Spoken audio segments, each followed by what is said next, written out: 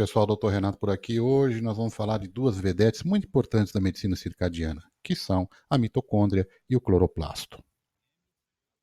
Para tal, nós vamos entender um pouquinho da tal da teoria da endossimbiose, que procura explicar como procariontes e eucariontes, que eram bactérias independentes e livres, se tornaram tão íntimos. As primeiras células surgiram há cerca de 3,8 bilhões de anos. As primeiras células, ou procariontes, eram células que não tinham organelas ou outras estruturas internas ligadas à membrana.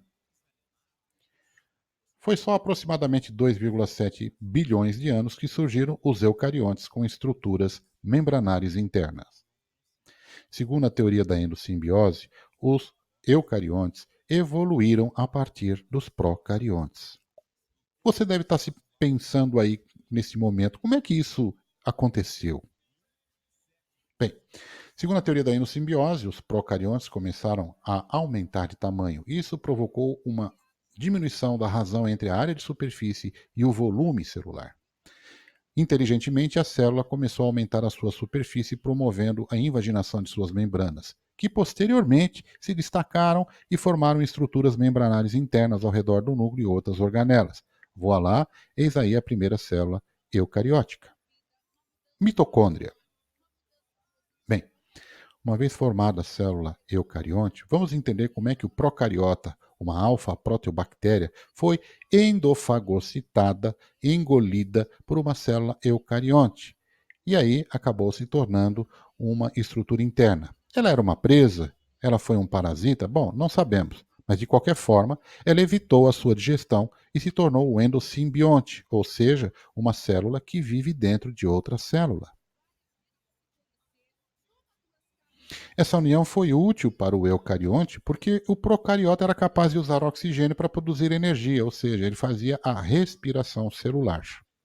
Essa união foi útil também para o procarionte porque ele tinha abrigo e também tinha um citoplasma repleto de alimentos que com o oxigênio produzia muito ATP, que deixava a nossa célula eucarionte muito feliz e energizada. Eucariontes e endosimbiontes tornaram-se então íntimos.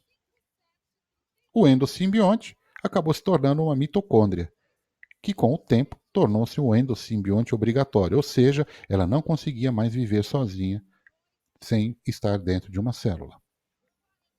O cloroplasto.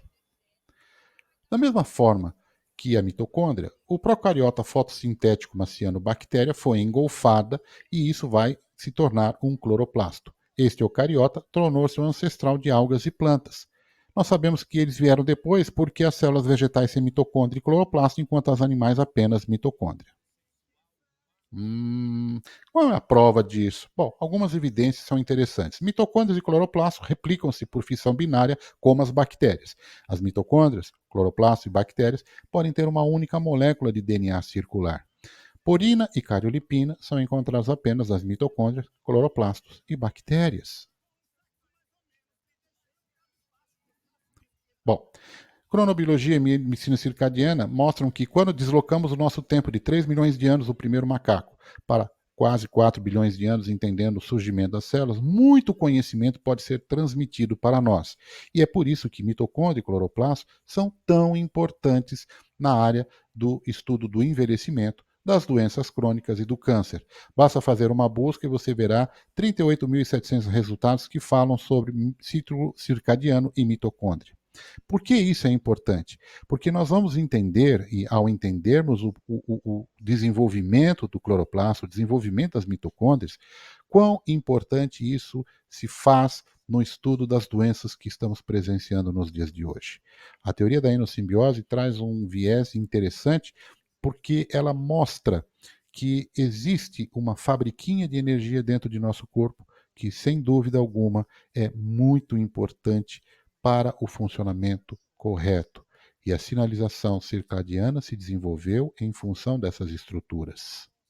Se você gostou desse vídeo, deixe o seu like, ative o sininho de notificação para saber do próximo vídeo e eu encontro vocês com mais um tema interessante daqui a algum tempinho. Até lá, pessoal!